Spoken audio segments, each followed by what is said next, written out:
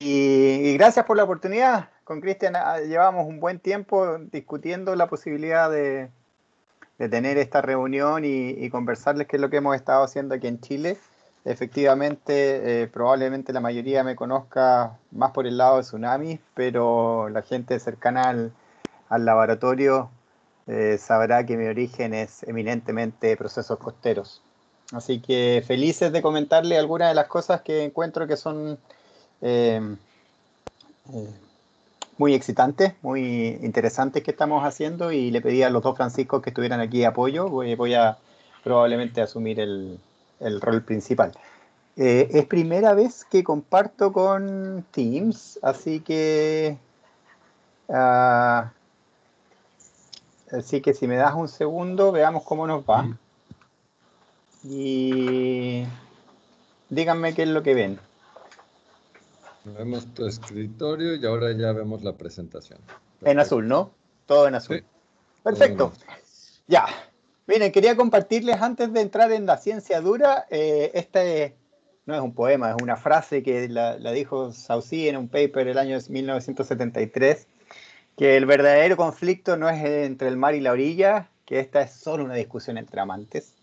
El conflicto es entre el hombre y la naturaleza, y que en las playas la naturaleza ha alcanzado un equilibrio dinámico que es incomprensible para los hombres.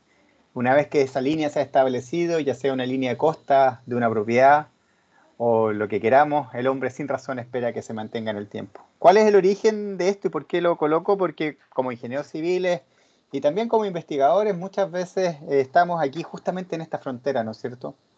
Este lugar que es altamente dinámico y del cual la sociedad espera bastante, en el sentido que espera que de alguna manera sea invariable, que no cambie en el tiempo y que lo podamos aprovechar para los fines recreacionales, económicos, eh, sociales, eh, pero es un ambiente que es muy cambiante en cambio a escalas de tiempo muy cortas o muy largas y el desafío no es solamente desde el punto de vista de la naturaleza, entenderlo, sino que cómo nos relacionamos con ella.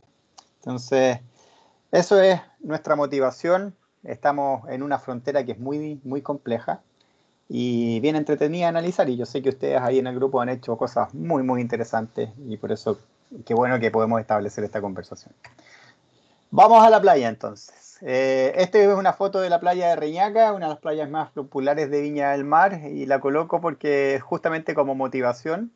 Cristian estuvo aquí hace algunos años, aunque estuvo por allá, por esa punta que se ve al otro lado, que ese es Valparaíso. Y la mayoría de la gente cuando se acerca ve estos entornos con una perspectiva, obviamente, asueto, de entretenerse y conocer y disfrutar. Eh, los científicos a veces distorsionamos eso y empezamos a ver otros detalles. Y específicamente yo me enfoco con esto, qué es lo que está pasando en esta línea de frontera entre la hidrodinámica, la morfodinámica y cómo podemos entenderlo mejor. Estos son otros videos, una anécdota, una vez yo estaba filmando algo y la gente empezó a acercarse a mí y mi esposa le dijo, no se preocupe, no hay nada que ver, él es un científico. Y fue muy gracioso, porque después de eso la gente se fue. Con la llegada del video y de las cámaras hemos cambiado nuestro punto de vista, literalmente, en el sentido que ya no solamente vemos las cosas a nivel del ser humano, sino que lo podemos ver desde el cielo ahora, y especialmente con los drones. Y lo que es sumamente interesante es ahora cómo podemos observar procesos que normalmente quizá no observábamos. Si apunto con el puntero se ve. Me parece que no. Ya, pero bueno, vea, no Ah, importa. no, sí se ve, sí se ve, sí se ve. Ahí Sí se está, ve el puntero, en la pero flecha. poco. Sí, ok. Sí. Bueno, lo que les estoy mostrando ahí es una grabación que hicimos hace algunos años, recién probando los drones y tuvimos mucha suerte porque pueden ver cómo se va desarrollando una corriente de resaca, un RIP. Eh, pero lo interesante de esto es que cuando muy poca gente puede ver eso, ¿no es cierto? Cuando estamos a nivel de la playa. y no siempre hemos aprovechado esta capacidad de observar y de ver con más detalle para poder obtener datos cuantitativos. Se ha intentado desde hace ya 30 años, pero aún hay información que nos está siendo insuficiente. Y es más interesante cuando cambiamos las escalas de tiempo. Ese es el mismo video que vimos hace un rato, acelerado. Y aquí lo que estamos haciendo es promediando cada 10 veces el periodo de las olas. Y podemos ver cómo ahora este sistema no solamente uniforme espacialmente, sino que tampoco es estacionario. Entonces, ¿cómo podemos utilizar esta información para cuantificarla y poder medir? Es parte de lo que hemos estado trabajando aquí en el grupo. Y esto puede tener importancia social. Esta es un poco más al sur de donde yo vivo, en una playa que se conoce como Cartagena, y este es un aviso de hace 2 años justamente, donde una de las fuentes principales de ahogamiento y de problemas para la gente que visita las playas son este tipo de corrientes que no las observan, no las pueden ver, y se requiere o un ojo entrenado o un sistema que pueda apoyar en la toma de decisiones. ¿Y cómo comenzó esto? Bueno, esta es una relación de amor-odio que he tenido con la zona rompiente desde el inicio de mi doctorado, y donde siempre me he estado preocupando de cómo podemos cuantificar mejor los datos aquí en la zona costera. Y ha sido algo bastante interesante, un proceso de aprendizaje bien gradual, en el cual lo que nos interesa es la disipación de las olas, sobre todo en estos últimos metros.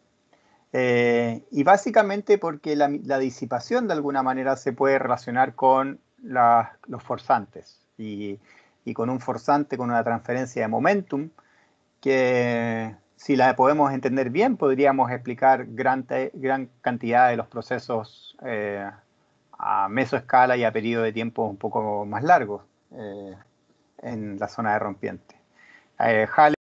Holman y Haller lo dicen directamente en un artículo que es una revisión de cómo se mide sensores remotos de la costa, que si pudiéramos medir disipación equivaldría a medir forzante. Pero el problema es que la disipación en sí misma es muy difícil de medir, y ya lo saben varios de ustedes. Alec, por ejemplo, yo sé que ha estado trabajando bastante también en eso. Y entonces nosotros hemos tratado de ver si podemos, a partir de sensores remotos, cuantificar la disipación. Y eso ha sido una especie de unicornio que ha estado por bastante tiempo en la comunidad de los sensores remotos, de las imágenes. Se ha tratado de hacer por varios mecanismos, y nosotros creemos que encontramos una manera relativamente sencilla, todavía es un proxy, pero que nos permite tener datos que son cuantificables, y eso es lo que les quiero mostrar hoy día. La primera vez que hicimos la prueba la hicimos en un paper por allá por el año 2009, pero luego en lo que ven aquí, que es un artículo de Flores y colaboradores del año 2016 de Coastal Engineering, lo que ven en unos ensayos de laboratorio son los resultados en los cuales a un modelo numérico tipo Burgess y Janssen no se le incorpora disipación como modelo de manera paramétrica, sino que se le incorpora disipación medida directamente a partir de imágenes de video. Y pueden ver que ese modelo es capaz de reproducir razonablemente bien el proceso de asomeramiento, e incluso es capaz de reproducir también razonablemente bien el setup, el nivel medio. Recuerden, aquí no hay disipación paramétrica, es solamente disipación medida, entre comillas. Entonces, eso ya nos motivó a que pudiéramos acelerar esto y tratar de cuantificarlo mejor, y obviamente si nos basamos en las leyes de Newton se supone que debería ser, y por lo tanto F igual M por A.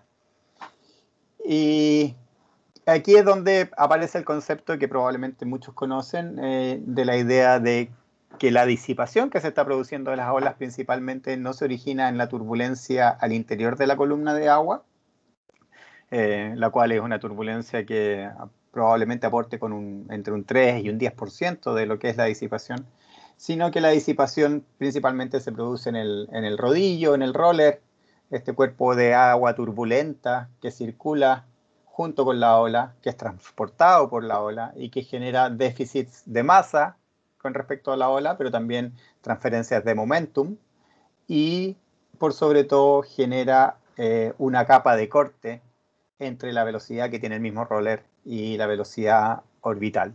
Entonces nosotros tendemos a hablar que dentro de la ola misma hablamos del cuerpo de energía organizada, que es la energía potencial y cinética de la ola, el famoso 1/8 ρh cuadrado, pero que la disipación se produce asociada a este roller. Entonces este es un modelo que en realidad la última versión más o menos data de Dygard y Fredzow, de por allá por 89, principio de los 90, pero que conceptualmente se le debe a Svendsen y a Duncan anteriormente. Entonces, una manera de ver que en el fondo todas las fuerzas que van a ocurrir en la zona costera se pueden entender como variaciones de momentum, y por lo tanto las variaciones de momentum van a estar asociadas a los esfuerzos de radiación, y por lo tanto nos interesa saber cómo cambian esos esfuerzos de radiación. Y lo que es interesante del enfoque híbrido ola-roller es que si nosotros consideramos el flujo de energía, se extrae energía organizada.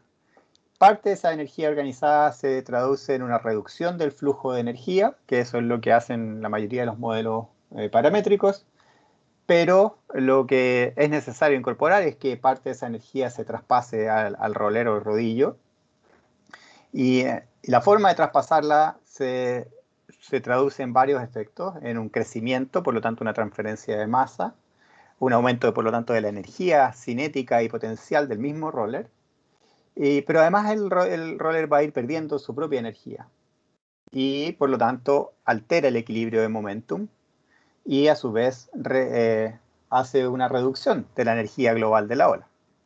Y por lo tanto tengo que incorporar todo eso en un ciclo que finalmente se traduce en que la altura decrece y podemos reiterar y nos vamos avanzando. Entonces las ecuaciones de momentum se reducen. La energía total ahora, vamos a considerar esta energía organizada, EW, más una energía en el rodillo.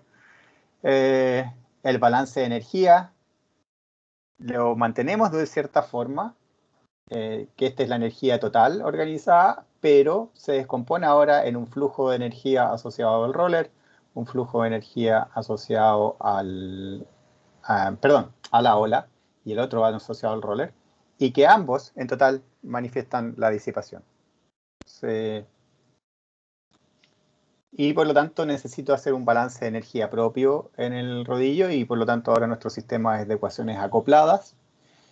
Y aquí comienza a aparecer lo que es interesante para nosotros, y por eso toda esta vuelta larga que les estoy mostrando de algo que probablemente ustedes quizá conozcan, es que la energía del roller depende de su densidad, depende de su área transversal, lo que es una cantidad de tipo geométrico, depende de la celeridad de la ola y depende del periodo, y además su disipación es directamente proporcional a su energía. Entonces esto fue el elemento que para nosotros era muy importante, puesto que si de alguna manera yo ustedes saben, es posible de estimar a partir de modelos remotos, o podríamos aplicar la ecuación de dispersión relativamente sencillo. El periodo se supone invariante, la densidad es un dato, por lo tanto el parámetro que domina aquí es el área seccional del roller. Y si de alguna manera nosotros podemos medir eso, podríamos suponer que conocemos la energía del roller instantáneamente, podríamos conocer su disipación instantáneamente.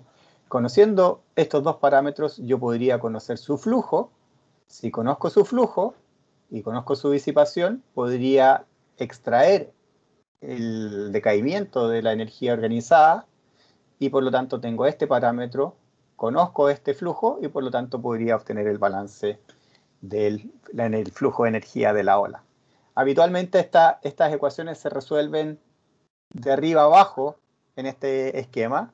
Nosotros lo que proponemos es resolverlas desde abajo hacia arriba, partiendo de datos del modelo de rotura. Y eso después lo podemos incorporar en tensores de radiación, y si te conocemos el tensor de radiación, ahora nuevamente modificado por el roller, podemos saber qué es lo que está pasando. Así que ese es el escenario. el patio de juegos con el cual nosotros queremos trabajar y la pregunta es, bueno, ¿cómo podemos ahora obtener esas cuantificaciones de manera más eficiente? Así que nos vamos a la playa. Ese soy yo, es Playas de Chile, por si quieren venir. Aunque ustedes tienen agua calentita, así que es mucho mejor. Y como les contaba hace un rato con Raúl Flores, lo que primero que hicimos fue trabajar en sistemas unidimensionales en el laboratorio y nos dio la ambición y vámonos a 2D. ¿Okay? Y ese 2D es un 2D que es bastante más complicado y que nuevamente, si lo vemos a distintas escalas de tiempo, esto nuevamente está acelerado 10 periodos, podemos ver flujos ahora de circulación muy complejos. ¿Okay? Este es un video que salta al final porque el dron se comenzó a volver, pero pueden ver claramente como aquí tenemos celdas de circulación costera donde hay corrientes que alimentan transversalmente al cuello de este rip en las dos direcciones. Y luego tenemos un rip que se desarrolla muy bien y comienza a luego viajar externamente. Esto es una playa que se conoce como Las Cruces, donde se nos ocurrió ir a hacer un experimento que resultó ser un desastre, pero no importa, eso es otra historia. Entonces, ahora sí, lo nuevo. Antes de correr hay que gatear y luego caminar, así que nuestro primer objetivo en este proceso, y este es un trabajo que ya llevamos 5 años aproximadamente trabajando con varios alumnos de la maestría, fue desarrollar o modificar metodologías que nos permitieran obtener olas independientes. Aquí un aspecto que es muy, muy relevante es que nosotros estamos haciendo todo este análisis ola por ola. Y por lo tanto, ya no trabajamos con imágenes promediadas, como ha sido la tradición en procesos de medición remota, sino que tenemos que identificar una ola en rotura. Y aquí es donde viene el primer desafío, porque identificar las olas de rotura para nosotros, como seres humanos, es relativamente sencillo. Incluso si alguno de ustedes no conociera lo que es una ola en rotura y cualquiera de los investigadores lo lleva a la playa y le dice, mira, esa ola está rompiendo, y en 2 segundos ustedes podrían mirar hacia otra parte de la playa y decir, ah, esta otra ola también está rompiendo, y rápidamente su cerebro es capaz de generar un filtro de aprendizaje sumamente eficaz. Nosotros podemos ir a cualquier parte y ver por lo menos el roller e identificarlo en rotura. Pero no, lo que nos dimos cuenta es que incorporar eso en algoritmos es sumamente complicado. Entonces hemos explorado 2 avenidas. La primera es historia relativamente vieja. ¿Okay? Esto está publicado en un artículo del año 2011, en el cual combinábamos, vía fusión de sensores, dos tipos de sensores distintos. Por una parte, utilizábamos video y además radares, y eso nos permitía, a través de encontrar la función de densidad conjunta de las señales,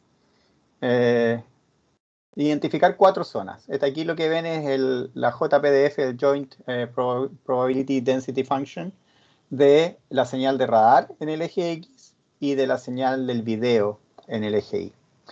El video ustedes lo pueden entender como valores bajos de intensidad del píxel, colores oscuros cuando la ola no está rompiendo, y obviamente blanco o una gran intensidad cuando la ola está en rotura. El problema es que hay espuma remanente, y esa espuma remanente también tiene una señal óptica muy brillante. El radar, en cambio, esta imagen es sincrónica.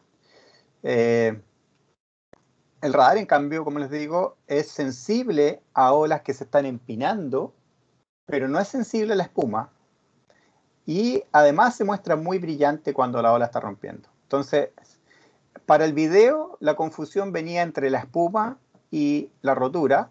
Para el radar viene la confusión entre la rotura y una ola que esté muy empinada.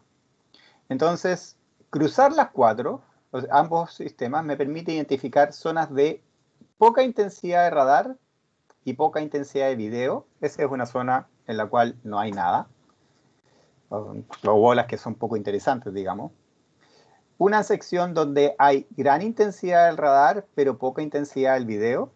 eso es una ola que se está empinando, una sección donde hay gran intensidad de video pero poca intensidad de radar, eso es espuma remanente, y una sección en la JPDF donde ambas son brillantes, por lo tanto esa es una zona de rotura.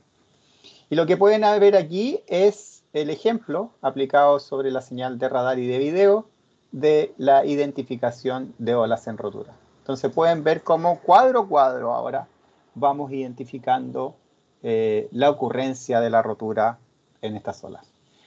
La medición no es perfecta, pero es bastante buena. Cuando hicimos análisis cuadro a cuadro, teníamos una eficiencia de alrededor del 98%, lo que era bastante bueno, y con eso pudimos comenzar a desarrollar varios de los ejercicios y nuevas ideas que les vamos a mostrar más adelante. Pero como les digo, eso es old stuff, vieja historia.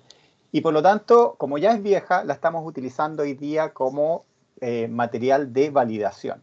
Aquí tenemos aproximadamente 3 o 4 días de datos medidos en la playa de Duck, en Carolina del Norte, que es el patio de juegos principal que hemos estado utilizando. Entonces, ya que sabemos que esas olas están bien identificadas, las hemos estado utilizando para incorporar nuevas ideas. Y aquí es donde aparece Francisco Sáez, ¿ok? Y Francisco está en su primer año de su maestría, y lo que ha estado haciendo es utilizar redes neuronales convolucionales. ¿Okay? Y entonces el aprendizaje remoto es un área que tiene mucha potencia y que ha adquirido mucha fuerza en el último tiempo. Y en este caso lo que se utiliza es una red en la cual hemos estado entrenando solamente con imágenes de video, ¿ok? Pero estas imágenes de video obviamente están asociadas a máscaras de rotura que obtuvimos con el proceso que les contaba anteriormente. Entonces, la idea de esta red convolucional es que, ahí tienen un modelo de la arquitectura, es que a partir de los datos ella puede comenzar a encontrar ciertos patrones, ciertas formas. Aquí la idea es análisis de imágenes propiamente tal, y mediante un proceso de convolución con un kernel comienza a aplicar este kernel a lo largo de las imágenes para ver dónde se produce la máxima correlación. Okay. Entonces, empieza a escanear el conjunto de imágenes con este kernel con un método de convolución, traslapándolas en el espacio, y a partir de eso luego genera una función de activación cuando este kernel ya reconoce que hay una correlación apropiada, y luego un subsampleo. Lo que estoy haciendo es simplificar mucho el proceso, pero quería llegar rápidamente a los resultados. ¿Okay? Entonces, esto es parte del trabajo en desarrollo de Francisco, en el cual pueden ver la imagen con el mapa de la máscara original, la que habíamos obtenido previamente con los ensayos anteriores con radares. Entonces, esa es la que pueden ver aquí. Y lo que pueden ver es la predicción que hemos logrado con esa red neuronal. Y eso lo traducimos luego en una predicción binaria. Pueden ver que la correlación es alta, pero no es perfecta. Y lo que estamos haciendo ahora, y que es parte del trabajo, y por eso estamos aún en vías de ir a publicarlo, es poder validarlo con set de datos complejos. Entonces aquí pueden ver, en azul está la señal con las máscaras antiguas del sistema, y con rojo cómo los estamos identificando una a una con estas máscaras nuevas. Obviamente hay casos en que la predicción no es perfecta, pero estamos en proceso de entrenamiento. Una de las cosas que es interesante de este análisis es que la hemos aplicado solamente como juego por ahora, pero ya queremos llegar a algo más evolucionado, a imágenes que hemos tomado con el dron en condiciones completamente distintas, sin set de validación, es decir, son imágenes con las cuales esta red neuronal nunca se había encontrado previamente. Y cuando organizamos esta charla, le dije, Francisco ya había hecho algunas pruebas, pero le dije, prepara un video, por favor, y y aquí pueden ver el video correspondiente a la identificación de este sin ningún set de entrenamiento. Los resultados son, a mi juicio, muy prometedores. Son realmente para algo que no ha tenido... Recuerden, estas son imágenes que estamos ahora comparando con algo que no teníamos ninguna relación previa. En realidad, awesome. Está muy, muy bueno. Así que, por lo menos yo me he emocionado bastante y esperamos poder enviar esto a publicación, a revisión por lo menos pronto. Lo importante a partir de eso es que hemos logrado identificar esas olas en rotura individuales. Entonces, la siguiente fase es, una vez que las hemos identificado, cómo podemos traducir esto en cantidades que sean relevantes. Y para eso lo que tenemos que hacer es estimar la geometría de estos rollers y sus ángulos de propagación. Y bueno, este es un proceso que en realidad es sencillo, pero requiere de mucho bookkeeping, de tener un buen registro, porque ahora tenemos que entender que vamos a ir siguiendo eventos individuales en el tiempo. Entonces, la parte más compleja de esto es que estos eventos no son independientes temporalmente, es la evolución de una ola en particular, por lo tanto, cada vez que identificamos la ocurrencia de una ola, hay que tratar de ver cómo ésta progresa en el tiempo y asegurarse que es la misma ola. Entonces, en este caso, lo que nos interesa no solamente es poder identificar, en esta figura de aquí tendríamos 5 olas independientes, sino que ver cómo ellas cambian en el tiempo y también en qué dirección se propagan. Y con eso podemos tener una dirección de propagación, eso debería estar correlacionado con el número de onda, el vector de número de onda, y por lo tanto podemos obtener longitudes del roller que se proyectan ahora en un mapa cartesiano. Esto va a ser importante. Entonces, una vez que yo tengo estas longitudes, que es una cantidad de tipo geométrico, yo la podría relacionar con lo que nos interesaba originalmente, que era estimar campos de disipación. Y para eso nos basamos en una propuesta original de Duncan del año 81, quien encontró que para los rollers que él había utilizado, que eran rollers en equilibrio, la relación entre el área seccional del roller, de la sección en rotura, con respecto a su longitud, era relativamente constante. Es decir, básicamente que el roller es autosimilar y que tiene una relación, una forma, una relación de aspecto única. Y eso además después lo aprovechó Svendsen en su modelo para poder incorporarlo y hacer una simplificación. Svendsen lo que hace es sugerir que esta área es proporcional a la altura al cuadrado, por lo tanto directamente proporcional a la energía. Nosotros eliminamos ese paso y lo que hacemos es incorporarlo directamente en el modelo de Daly-Brown para la disipación, la cual estima que la disipación basada en Duncan del 81 depende solamente de esta área seccional. Con un poco de trigonometría, muy básica, obviamente, podemos asumir de que el largo del roller efectivo a lo largo de la cresta de la ola se puede proyectar hacia un largo horizontal, mapeado en un plano paralelo, a un plano perpendicular a la aceleración de gravedad. Y por lo tanto lo único que necesito es el ángulo que tiene la inclinación del frente de ola. Entonces, Rho, G y T son determinables empíricamente a partir de las imágenes de video. A se puede determinar a partir de las imágenes de video. Y nos queda que el único parámetro libre es el ángulo de la ola al momento de romper. Por lo tanto, podemos ahora rápidamente calcular la disipación que está ocurriendo en cada píxel de mi imagen. Y eso fue lo que hizo Harold Díaz. Y lo que podemos ver ahora, aquí cuando vemos Run 1 y Run 2, fueron dos casos que él analizó en particular.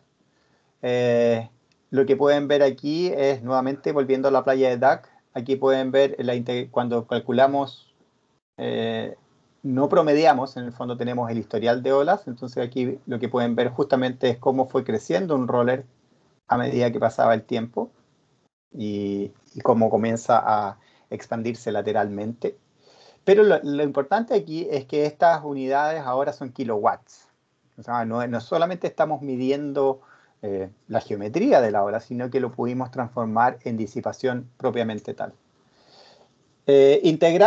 Probamos con distintos niveles de integración temporal y, por ejemplo, si tenemos un ciclo de 100 periodos de ola, podemos, que en este caso eran aproximadamente algo así como 15 minutos, podemos ver ahora el mapa de disipación.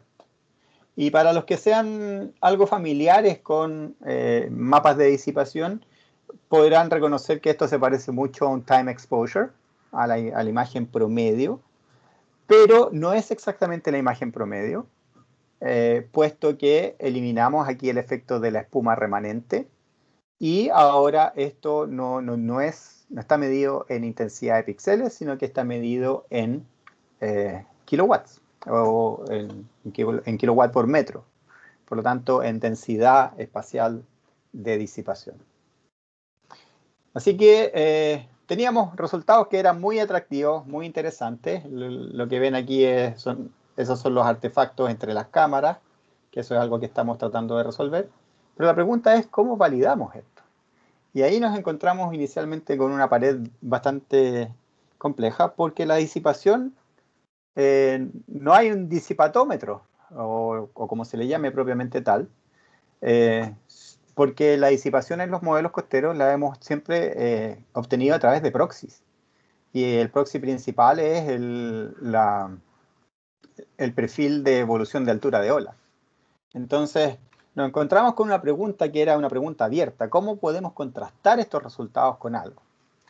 Y lo que hicimos fue volvernos un poco en la lógica nuevamente, en el sentido que habitualmente cuando uno desarrolla un modelo lo que hace es contrastarlo con datos. En este caso yo tenía datos que no sabía con qué contrastarlo, así que lo contrastamos con un modelo.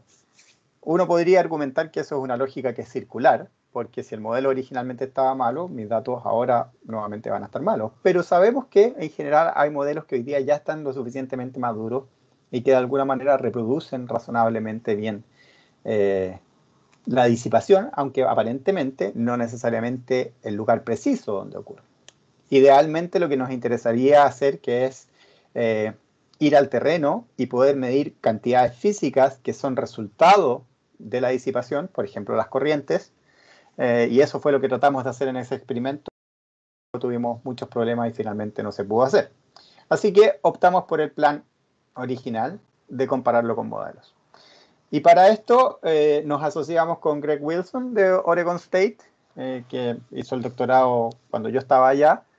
Y Greg había modelado justamente los mismos días en DAC, en North Carolina, que estábamos nosotros. Y lo que le pedimos fueron los resultados de él. Es decir, nada más que qué valores de disipación habías obtenido. Esto fue una comparación completamente ciega, sin ningún tipo de calibración. Y lo que ven aquí a la izquierda, obviamente con mayor resolución, aquí está la playa, se ubica aquí a lo largo del eje y las olas vienen de derecha a izquierda. Entonces lo que podemos ver en este caso es que hay una cierta oblicuidad del patrón de disipación debido a una barra sumergida, que el patrón de disipación no es uniforme y que además, por el contrario, tiene ciertas zonas en las cuales se concentra la disipación para esta playa en particular. Y luego lo que vemos aquí más hacia la orilla es el patrón de disipación en la zona costera, en el shoreline, en la última línea. Como les digo, nosotros teníamos los datos al mismo tiempo y cuando utilizábamos el promedio, lo que obteníamos es esta estructura que tiene mucho ruido.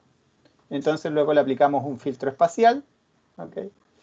Con una ventana de alrededor de 15 metros, una ventana móvil de 15 metros, y obtenemos esta distribución, que es sorprendentemente muy parecida y por sobre todo, en términos de magnitudes, es muy similar a los resultados obtenidos a partir de ROMs.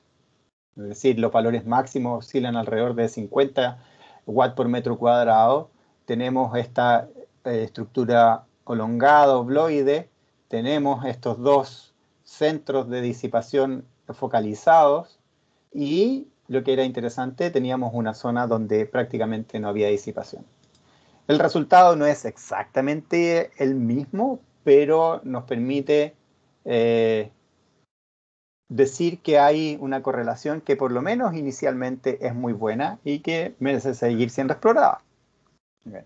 Entonces, por lo menos como primer paso, nos dio la idea que estos datos se podrían utilizar para algún otro tipo de desarrollos. Entonces, la siguiente pregunta es, ¿qué podemos hacer ahora con esto? Y aquí es donde aparece el otro Francisco, Francisco Soto, que como les comentaba, Cristian dijo no está hoy día en la reunión porque está en una entrevista de trabajo. Francisco, lo que tratamos de hacer fue, ¿podemos obtener batimetría a partir solamente del patrón de disipación? Es decir, podemos aplicar un método de ensemble de Kalman, de filtros de Kalman, en el cual la única información que le pasamos al sistema es la disipación y tratar de recuperar la batimetría. Entonces, lo que hacemos en este caso es partimos con una cierta configuración del sistema que no tiene conocimiento previo. Se le introduce un cierto nivel de ruido gaussiano, aleatorio, y lo que se hacen, se corren múltiples simulaciones, utilizando Swan en este caso, para generar la predicción de la disipación. A esa predicción nosotros la contrastamos con nuestras observaciones, que son independientes, y lo que se hace es generar una corrección vía un filtro de Kalman, pero en este caso no es un filtro de Kalman 1 a 1, sino que lo que hacemos es, considerando múltiples realizaciones, tratamos de buscar no solamente el valor óptimo de la corrección, sino que también la incertidumbre que se va generando en el proceso. Se le aplica obviamente un proceso de análisis en el cual se estima una nueva configuración de la batimetría, se resamplea, se hacen nuevos procesos de inflation, es decir, de complementar los datos de mejor forma, y comenzamos a iterar nuevamente ahora con la batimetría. A modo de ejemplo, este es el patrón de disipación con que se inició el modelo, es decir, no guarda ninguna relación con el patrón observado, y este ya sería el patrón final que se obtuvo, que se parece bastante a lo que nosotros vamos obteniendo. Entonces tenemos las observaciones en TI, estaba el modelo inicial, y por lo tanto, luego del primer paso de corrección, habríamos obtenido esta predicción por parte del modelo. Fuerza al modelo a corregir la batimetría. Este es el resumen de los pasos. Y aquí hay una animación. Lo que pueden ver que partimos con una playa plana, con un perfil parabólico, y generamos 200 realizaciones, de batimetría distintas para alimentar el filtro de Kalman. Debería correr esto. Ahí están, como pueden ver, tienen ruido, pero que en el teorema del límite central todas llegan y se promedian en esto, y aplicamos este proceso durante un día de datos. Nuevamente los datos en Carolina del Norte. Entonces, ¿con qué lo comparamos? Lo comparamos con dos mediciones reales de batimetría. Esta era la medición una semana antes de nuestros datos. Nuestros datos corresponden al día 10 de septiembre de 2010. Y aquí la playa está ubicada aquí abajo, y esto lo que ven aquí es batimetría. Por lo tanto, lo que vemos en este punto es una barra sumergida que es relativamente oblicua, con una zona de muy baja profundidad y dos zonas de poca profundidad en este lugar, y acá una suerte de valle, o de la barra, por lo tanto, está cuenta con un canal en esta sección. Eso era el día 6 de septiembre. Esta es la barra el día 15 de septiembre, y pueden ver que ha desaparecido un poco la señal de estos dos cototitos o montículos que habían acá, y el canal aparece mucho más marcado, y esta barra a su vez se vuelve menos profunda. Esta es la batimetría con la cual nosotros comenzamos el análisis. y esta es la batimetría que se obtiene a partir del proceso de asimilación. Los colores representan profundidad y el nivel de transparencia corresponde a la incertidumbre.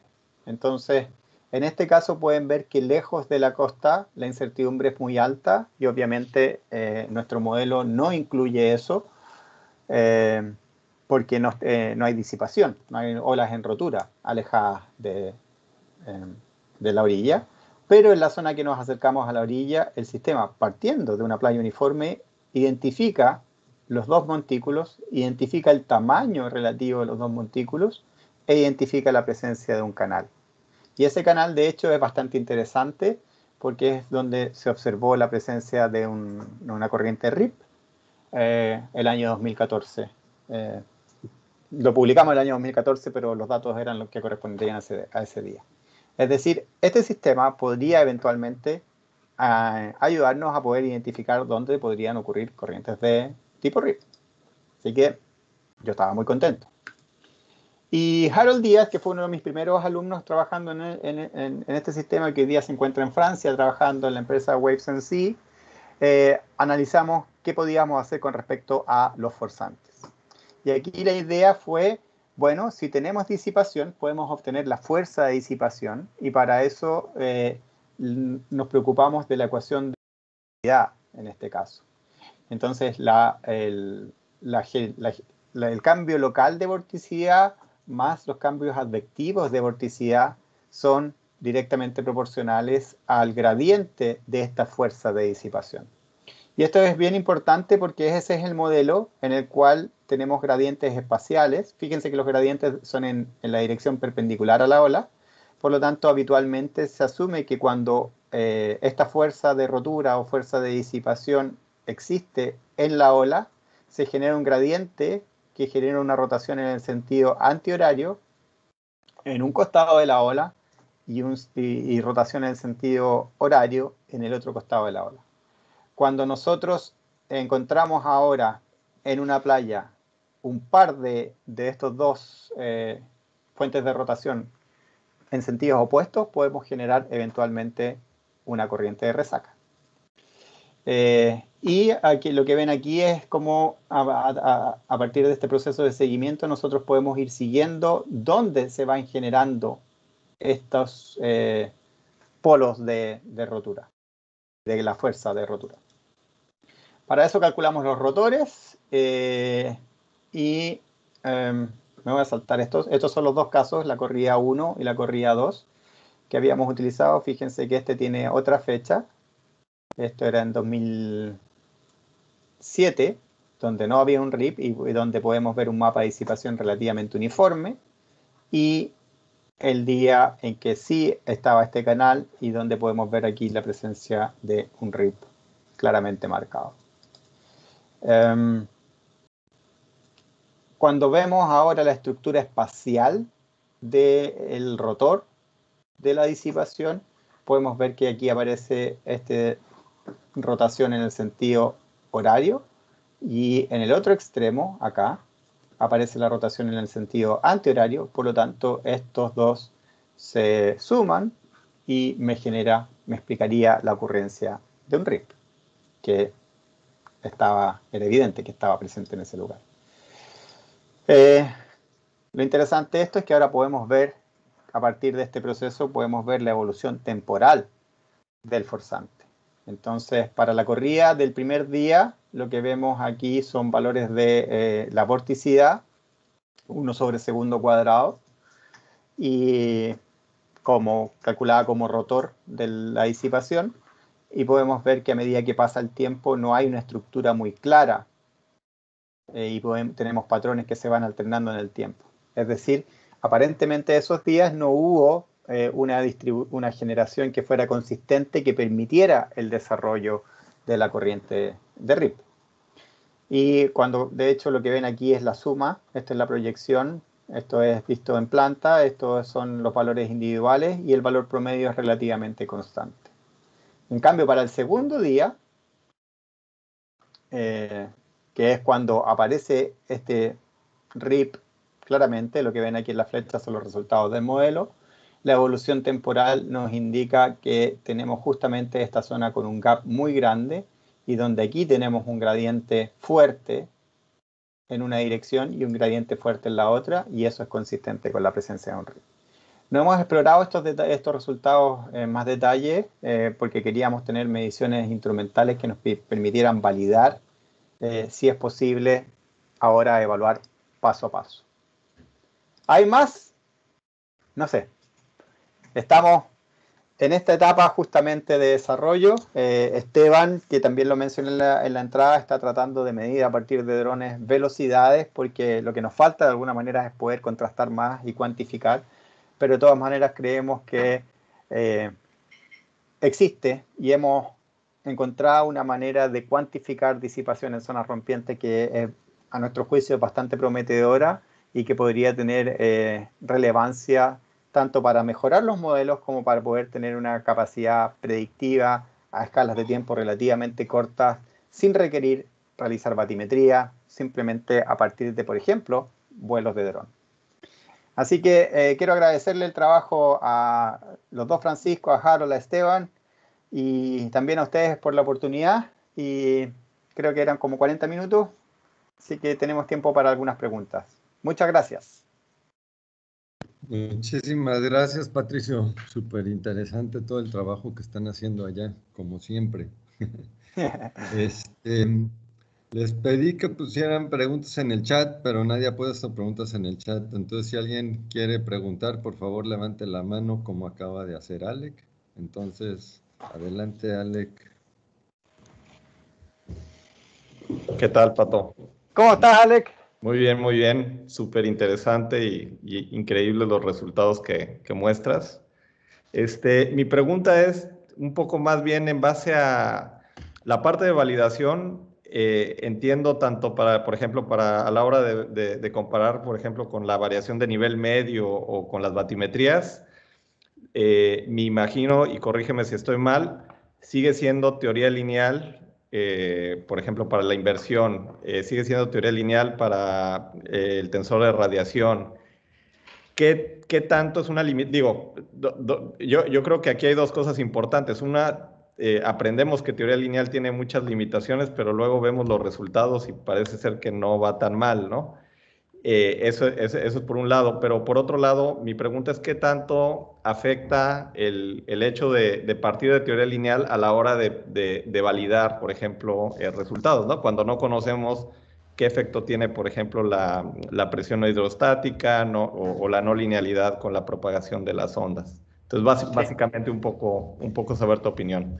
Sí, mira, yo creo que tiene, o sea, obviamente tiene un efecto y yo creo que hay varios elementos que hay que tratar con cuidado dentro del procedimiento que nosotros estamos haciendo. Parte de la validación que hemos estado realizando, justamente como tú lo identificas, está basada en teoría lineal del oleaje y por lo tanto podría ser que, en primer lugar, el error no sea de la medición, sino que sea del modelo. Y B, que estemos tratando de aplicar una lógica circular en algunos momentos. Entonces, dado que requerimos de algunos parámetros que son derivados de teoría lineal y que se incorporan de manera muy subyacente, muy escondida en los procesos de cálculo, quizás nos estemos pillando la cola. ¿Dónde se me ocurre un ejemplo de eso? Es en el hecho que utilicemos la celeridad como raíz de GH en algunos casos o la ecuación de dispersión, cuando en realidad debería tener incorporado componentes no lineales.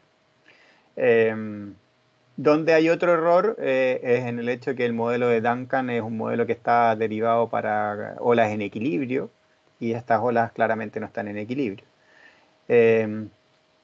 Pero reconociendo que probablemente no lleguemos a nada perfecto producto de esta inconsistencia, yo creo que mantengo la misma sorpresa que he mantenido toda la vida, es decir, cómo algo tan malo como la teoría lineal del oleaje no funciona tan bien.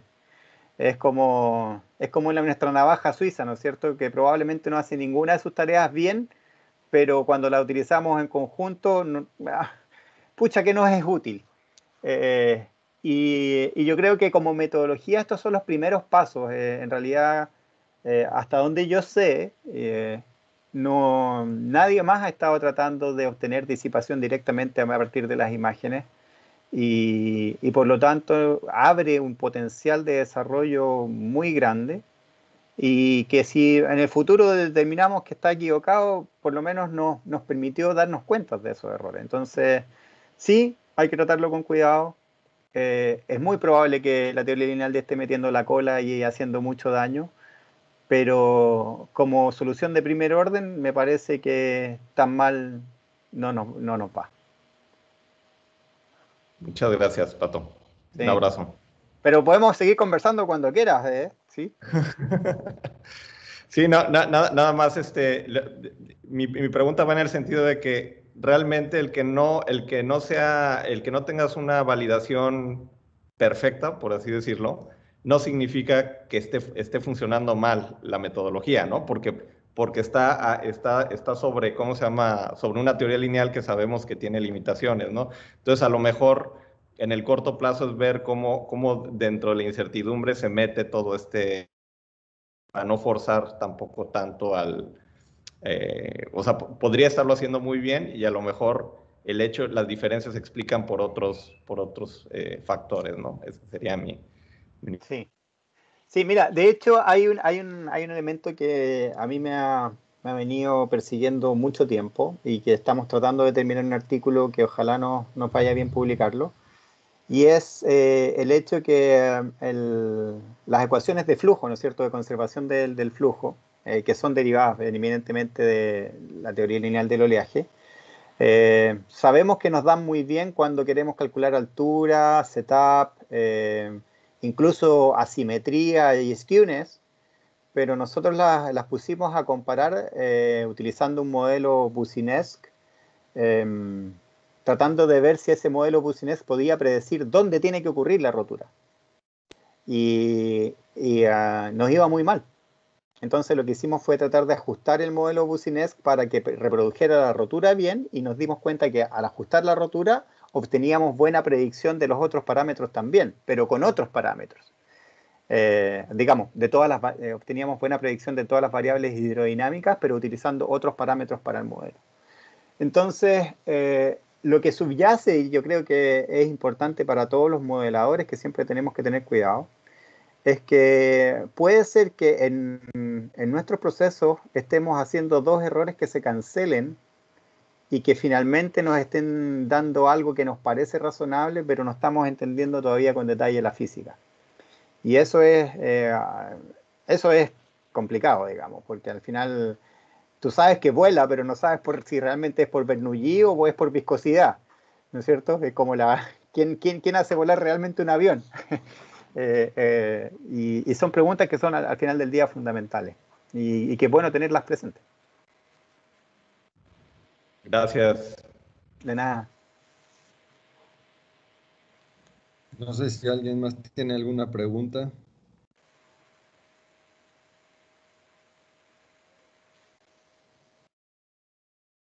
Bueno, nosotros tenemos algunas imágenes. Lo que pasa es que, bueno, nosotros en CISAL, bueno, en la costa norte de Yucatán tenemos la peculiaridad que es muy, muy somero, muy, Ujú. pero demasiado muy somero. Es como 1 a 1000, ¿no? La pendiente.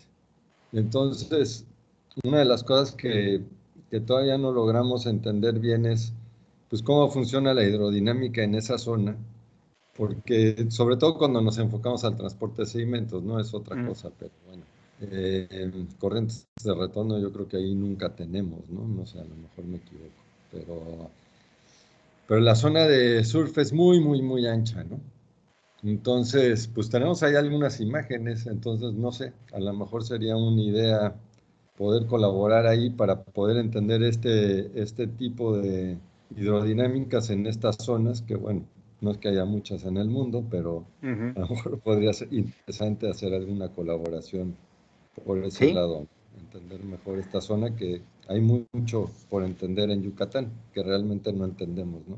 Y ya hemos visto que los modelos tradicionales pues nos dan una idea de qué pasa, pero no, realmente no nos están funcionando. Sería interesante explorar ujú. por ahí, pero bueno. Mira, me parece sumamente interesante, Cristian.